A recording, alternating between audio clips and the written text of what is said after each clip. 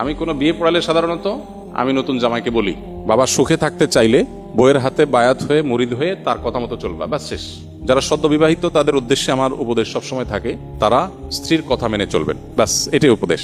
আপনারা হেসে উড়াই দিলেন জিনিসটা, সিরিয়াস উপদেশ। এটা হলো পারিবারিক সুখ শান্তির মূল মন্ত্র। আমরা এর আগে কোথায় যেন বলেছিলাম যে আমাদের অফিসে যত মানুষ পারিবারিক দ্বন্দ্ব কলহ নিয়ে আসে, এগুলো নিয়ে যারা ওলামা একরাম যারা এগুলো সমাধান করেন, তাদের এক লাইনে কনক্লুশন হলো, যত কেস তারা এই পর্যন্ত ডিল করেছেন এই সব কেসের সামারি হলো, যেই ঘরে অনেক সময় আমাদের ওখানে স্বামী স্ত্রী আসে, দুজনের মধ্যে দ্বন্দ্ব থাকে, এগুলো মিটাবার চেষ্টা করে আলেমরা, কাউন্সিলিং করার চেষ্টা করেন।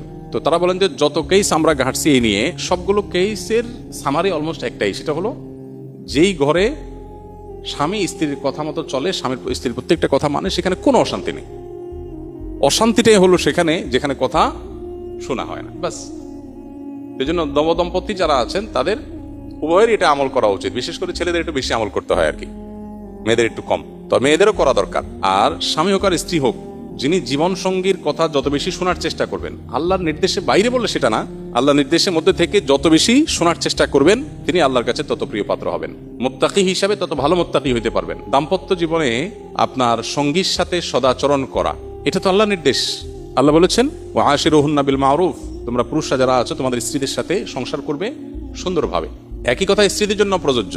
অনেক স্ত্রী আছেন যে স্বামীকে সারাদিন জ্বালাতন করেন, অহেতুক কষ্ট দেন, ছোটখাটো বিষয় নিয়ে বাড়াবাড়ি করেন।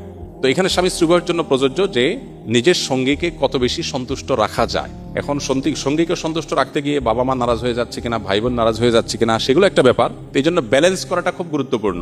এই ব্যালেন্স করার জন্য কোরআন এবং হাদিসের জ্ঞান অর্জন করে কার কোনটা হক, কার কোনটা কর্তব্য, কার কোনটা অধিকার, সে জিনিসটা বোঝা এবং সেটা যথাযথভাবে আদায় করা, এটা হলো গুরুত্বপূর্ণ।